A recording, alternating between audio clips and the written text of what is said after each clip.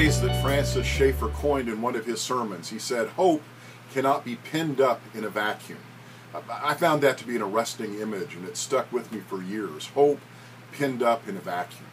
I have a friend who did a short-term tour of duty overseas as a missionary in the Philippines. He said every time he got in a cab in Manila to go to a meeting or to go to a gathering, he said every time the taxi cab driver would touch a statue of the Virgin Mary on the dashboard of the car, cross himself, and then tear into traffic like nobody's business.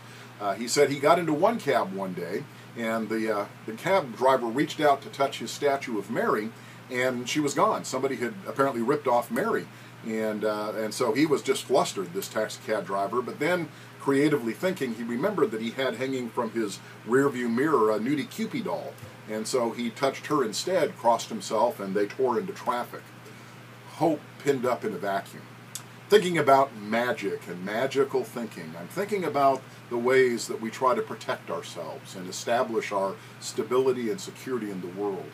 I'm wondering, how am I pinning my hope up in a vacuum? Instead of doing that, I want to anchor my hope like an anchor to the certainty of God's love for me in Jesus Christ.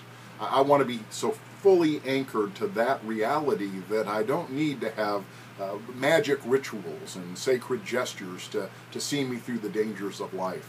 I want to be anchored in the love of God as I know it in Jesus Christ, and know that my hope is not pinned up in a vacuum, but anchored to the very reality of God's love for me in Jesus Christ. That's where I want to stand.